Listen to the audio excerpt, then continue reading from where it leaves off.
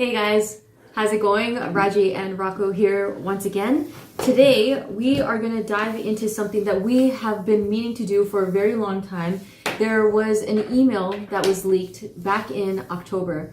I believe it was October 10th, right? 2020, yeah. Yeah, 2020. And this email came out as a leaked email. Very briefly, it was purportedly from a whistleblower who was privy to a governmental meeting, including the Prime Minister's office, with respect to future COVID measures. Mm-hmm. And it was leaked.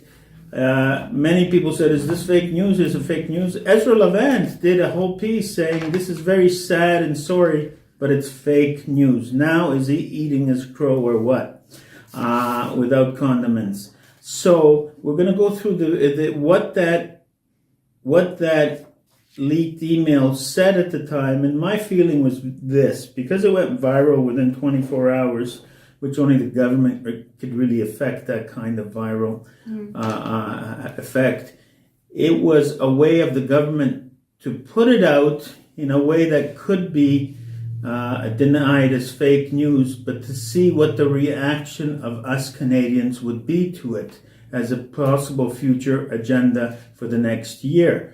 Well, as Canadians, we're a bunch of chihuahuas and sheep, so we said nothing. Now, it's been almost 8 months since that memo. Let's reread what the memo said, and right? It's also very plausible that it could have also been a concerned person who was if this meeting actually really happened and made the email. What if we took it as face? It's possible. It's possible.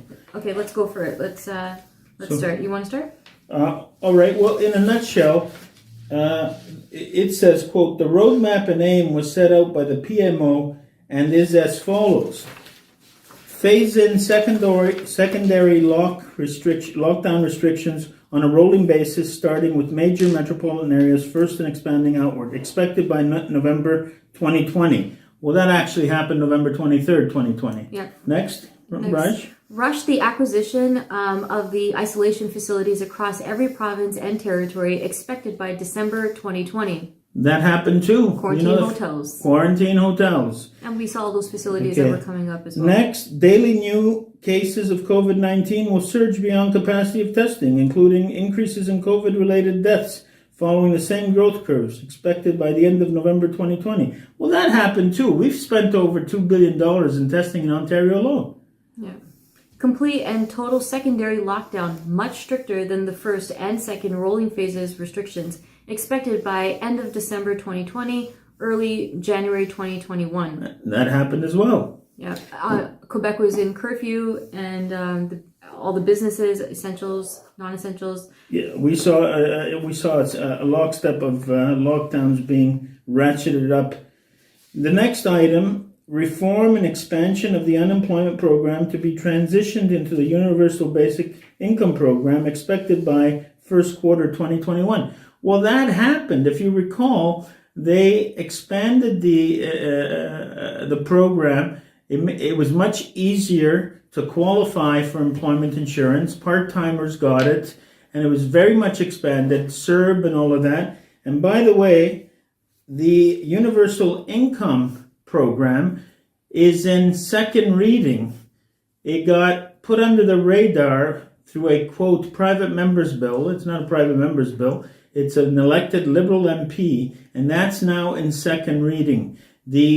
What the bill proposes to do is put in a universal income and eliminate the Canada Pension Plan program, which is a contributory program which for the last 5 months, through its board of directors, has been shipped to China. So that's on the rails and moving along very well, thank you. Projected COVID-19 mutation and or co-infection with secondary virus, leading to a third wave, much higher mortality rate, and higher rate of infection expected by February 2021. Well, what happened in February 2021? The famous English predicted variants. Now we're into variants. Well, I got news for you. Every single novel flu virus usually will engender over 4,000 variants. So that was scripted, and that happened. You want to go? The next one, daily new cases of COVID-21 hospitalizations of COVID-19 and COVID-21 related deaths will exceed medical care facility capacity expected first and second quarter of 2021. Not that I believe any of the bullshit, but that's what you're living through right now. Enhanced lockdown restrictions, referred to as third lockdown, will be implemented. Full travel restrictions will be imposed, including inter-province and intercity, expected Q2 2021. Well, that just happened here in Ontario, Yeah. April 17th. You can't move here. You can't. They established non-existing juridical borders. It just happened. It was just announced in British Columbia today. By Friday, an order's coming in that you can't travel outside of your medical district. What kind of metric ton of horseshit is that? What does that mean? Your medical district. Now the virus knows where you live in terms of your medical district, and what monkey is designated the chief medical officer in your medical district. I mean, this is how much they love to, as I said before, urinate and defecate in your face and the Constitution. The measures they impose are not even logical within their own pretzeled, insane, made-up BS. Transitioning of individuals into universal basic income program expected mid Q2 2021. As I said, that's happened. The legislation's already been introduced to probably get You said passed. second reading? The last time I checked, I have to update it. But How many readings is there's supposed to 3 go through? readings, and then it gets proclaimed into force by the Governor General. So do you think that all like unemployment insurance and all that stuff is just going to get rolled into? Yeah, everything will get rolled into that. What the bill says is that the Minister of Finance has no more than 2 years to table concrete plans on how the new system will work, and then after that, no more than 2 years they'll implement it. But that's a goalpost. They can implement it in 4 months instead of 4 years. So once this legislation passes, they have the statutory vehicle to affect that. Okay, we're going to come back to UBI because we're going to talk about why is it a little bit dangerous to buy into it, because like a lot of people, I thought it was a good thing, but maybe not so much. Projected supply chain breakdowns, inventory shortages, large economic instability expected late Q2 2021. Well, farmers... Well, that's going to happen here. Just remember that for the rest of the developing world, that's been happening since the early days of the COVID. Yep. So that's coming here. We represent farmers whose 2021 domestic farm crop is in danger because when Trudeau put a travel ban to Mexico and the Caribbean, no bright mainstream reporter asked the simple question, why can we fly to Florida and Panama? They're not right next door. The reason for that is 98% of all farm workers every year in Canada come up from Mexico and the Caribbean. They're making it almost next to impossible for farmers to bring them up. Mm-hmm. And the Suez Canal crisis that was happening, that definitely disrupted supply chains. Then the next one is deployment of military personnel into major metropolitan areas as well as major roadways to establish travel checkpoints, restrict travel and movement, provide logistical support to the area expected by the third quarter of 2021. Well, given the vicious reaction to Doug Ford's announcement of random patrols and checkpoints, which I still am not decided whether the uniformity of the police chiefs saying we will not enforce that was sincere or part of the plan. Here's the plan. If the police won't enforce these random stops and checks, well, that gives the feds the excuse, and they've already talked about it a few days ago, of bringing in the Emergencies Act nationally, and that's when you get your soldiers on the street. Mm-hmm. So it's more than likely that this may be implemented. I'm finding it a bit suspicious that every police force in Ontario, every police chief instantly said we will not apply the law. Unless Doug knew that the chiefs would for sure say this. He knew that they wouldn't turn around. I spoke with Len Fowle actually this morning. I got him to weigh in, and he said that he most likely, chiefs wouldn't go for it. Doug knew this. They knew that they could turn around and say, well, now we can bring in the military. But why get the police? No, I think likely why get the police out of the way though? No, I think Doug knew this because it was likely pre-planned with the police chiefs with Doug. Okay? Why? Why? What are the probabilities that 40 police chiefs across the province unanimously overnight come up with the same answer? You think that's plausible? It didn't happen right away though. It's only been 4 days. Well, 39 forces said no, we're not doing this, and then the other ones. When have you ever seen that? The police saying we're not enforcing the law. I mean, these are unprecedented times. Oh, please! You guys are all dreaming in color. Okay. I'm not a pessimist. I'm just an optimist with too much frigging experience. These things don't happen randomly. Nothing is like this. This is No, you cannot get 40 people to unanimously, without pre-deliberation, come down to the same decision. It just does not happen. Okay, so you're saying they wanted the police to turn around and say we're not doing it just so they can get the military in. So Trudeau can bring in martial law. Right. Otherwise, he cannot, under the Emergencies Act, bring in martial law unless the province cannot handle the situation. Doug Ford can now say, my police chiefs don't want to apply the law, so I can't handle it. Mm-hmm. Well, the likelihood is that they decided not to handle it. Mm-hmm. And like, what about the playgrounds? Why do you think he reversed then his stance on the playgrounds? I have no idea. But did he really? I walk by High Park every day, and every entrance to the biggest park in Toronto is blocked. Only pedestrians can go in, but they have a big sign saying, you have no access to the cherry blossoms. We will bring you the cherry blossoms through your internet. So it does not say that. It does say that. I'll take a picture of it for you. Serious? What is that? That is fascist Fourth Reich goose stepping. You can't go to the cherry blossoms? We're going to bring it to you by the internet? We'll send it to you by virtual email. Listen, and what about this? People who are hard of walking, who usually drive into High Park, park the car close to where they want to sit, can't do it. They don't care about people with disabilities. Why would you block off the biggest park in the city of Toronto? So has he backed off? No. Interesting. Yeah. Okay.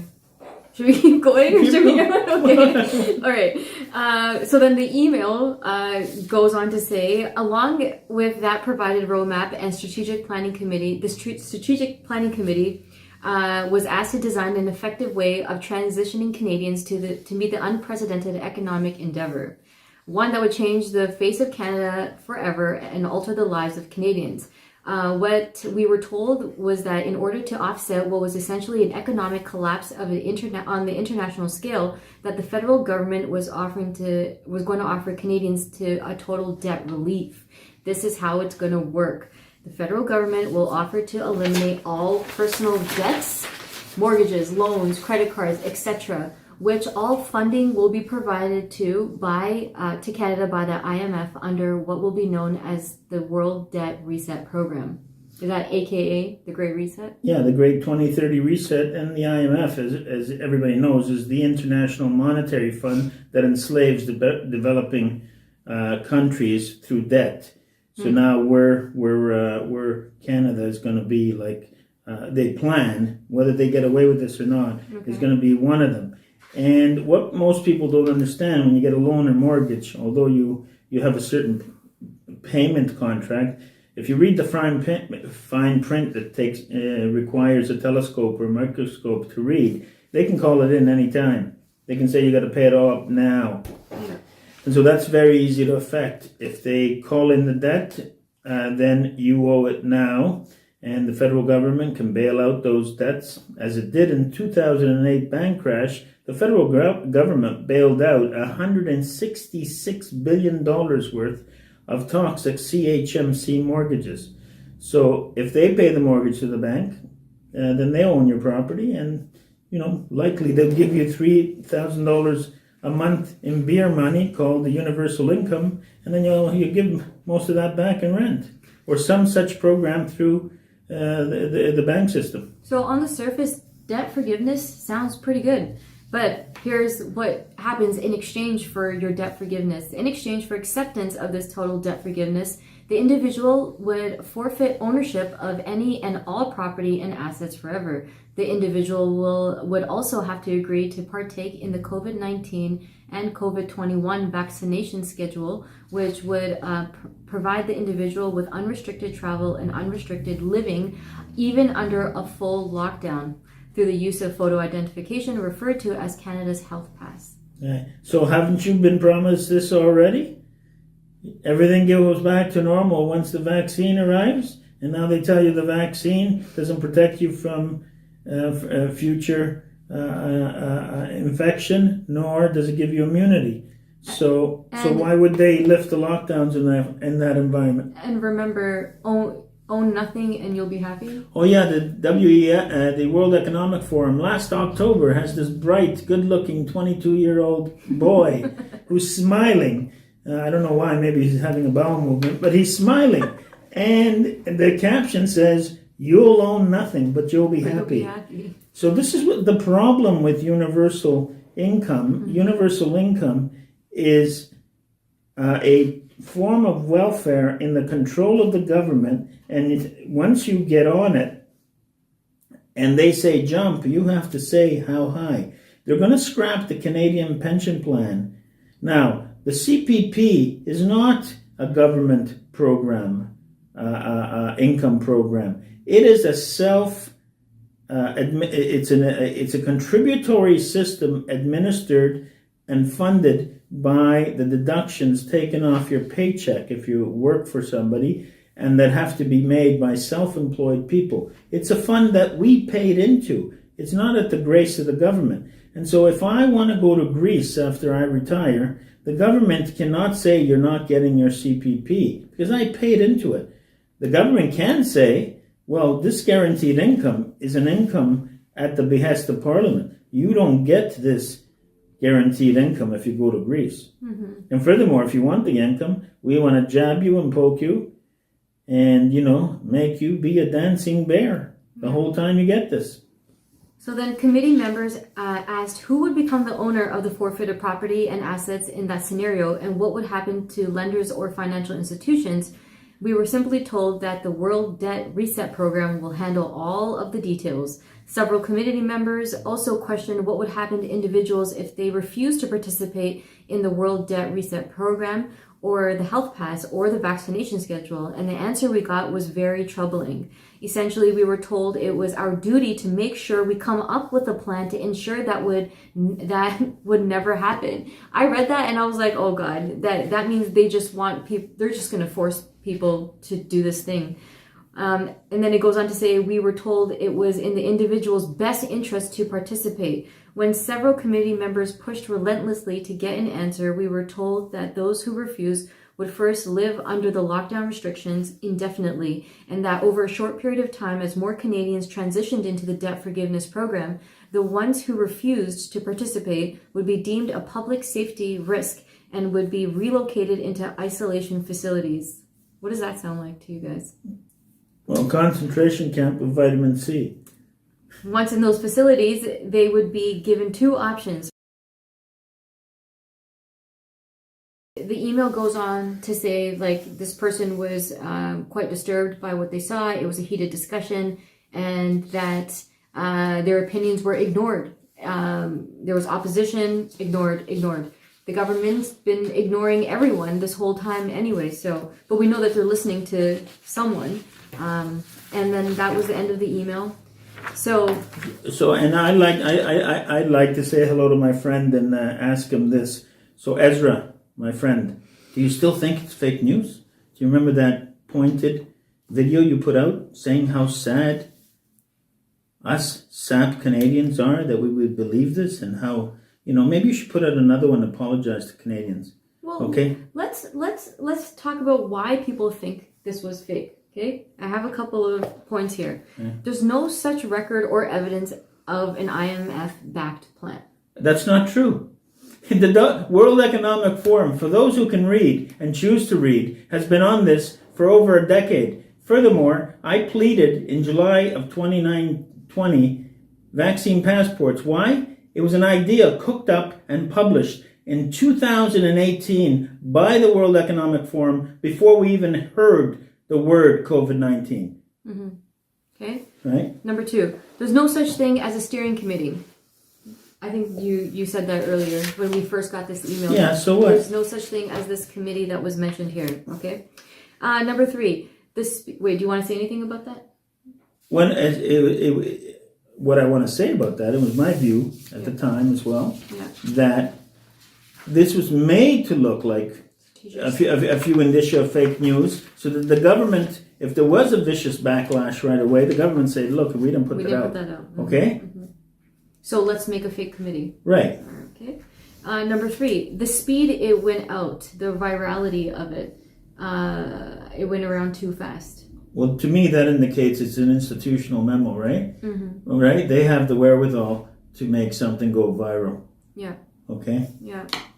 And I think those were all the biggest points of why people thought it was leaked. If there's any more reasons that I missed. Fake, right? Yeah.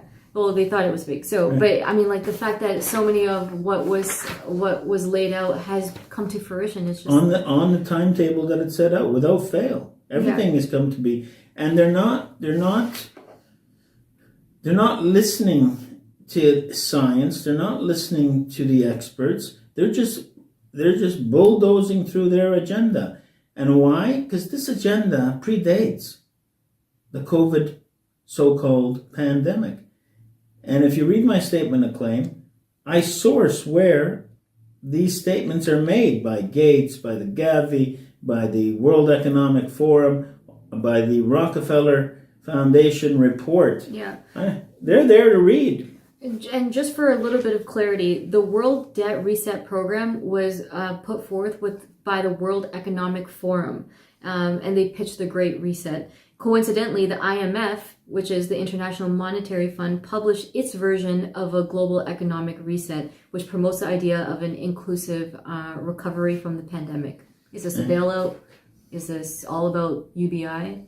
Maybe. Here's what it's about. It's about putting every single independent business possible out of business. It's about crashing the bricks and mortar of independent business. So, when they limit purchases to curbside, independent businesses can't continue in business with that business model.